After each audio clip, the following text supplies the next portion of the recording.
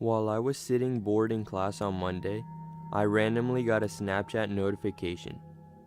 I opened my phone to find a friend request from a guy named Braden. I hesitated at first, but then accepted the friend request. I pretty much always accept friend requests because I like to show off the amount of friends that I have. After that, I continued on with my schoolwork and forgot about it. Later that night, I was jump scared by a notification. When I looked at my phone, I saw a Snapchat notification from Braden. I did not want to open the snap because I really did not know who the guy was, but I was a little curious to find out what it said. I decided to wait 5 minutes and then open the snap. Before I could even open the snap, I got another 2 notifications from the same guy.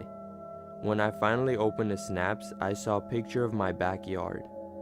There was also another snap that said, "Look outside your window." I jolted out of my bed, running to the window. When I looked outside into the darkness, I was not able to see anyone. I opened the Snap Map feature and saw that his Bitmoji was sitting right next to mine, on top of my house. I locked the bedroom door and tried looking outside the window. Before I could look outside, I heard the terrifying sound of a Snapchat notification. This time I opened it right away. I saw a picture of my kitchen. At this time, I knew the man was in my house. I quickly called the cops and then sat and waited for something to happen. Since I could not hear anything, I decided to unlock my door and go downstairs to check the kitchen. At that point, I stopped receiving notifications from the Braden guy, so I just assumed he had left my house. I also assumed that he just wanted to scare me, and then left when he heard me mention the cops. I picked up my bat that I have in my closet and walked down the stairs. I was careful not to make any noises as I slowly walked towards the first floor. When I reached the bottom, I walked to the kitchen.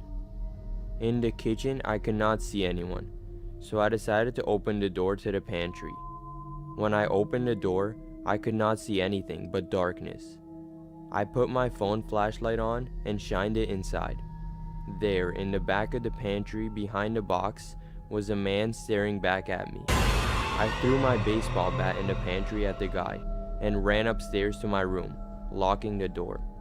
That was when I heard footsteps downstairs, indicating the strange man had left my house. When the cops arrived, they searched the house, but they could not find anyone.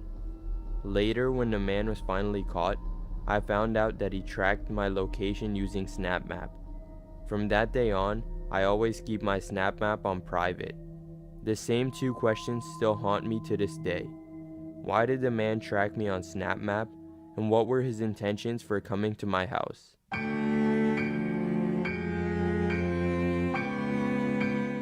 On Friday, I was just chilling at home, watching some Netflix. I was also on Snapchat, talking to some friends.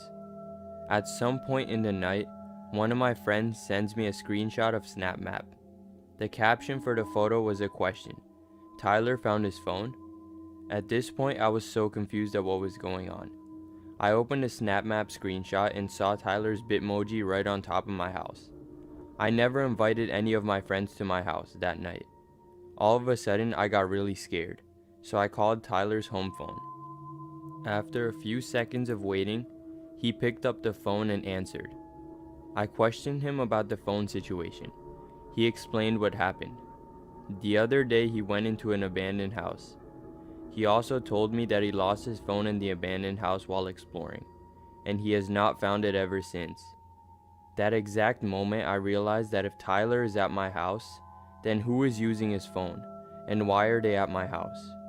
I have not heard the doorbell ring or any knocks at the front door, so I just decided to go downstairs and explore the house myself, to make sure it was safe. As I was checking the first floor, I heard a creaking sound coming from inside one of the closets. As I slowly opened the closet, I could see a tall, middle-aged man dressed in all black standing there.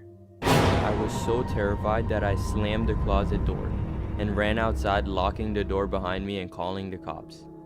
When the cops finally arrived, they searched the entire house, but they did not find anyone. I was not totally convinced, so I also searched everywhere. After not finding anything, I told the cops my story.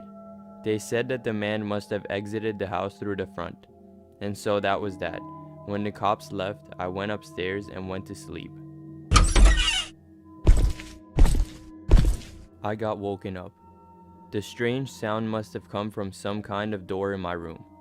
I sat up in my bed and looked at my phone. The time was 3:46 a.m., but the strange thing was that I had 7 Snapchat notifications. When I opened Snapchat, it said the notifications are from Tyler. My heart started beating fast as I opened the notifications.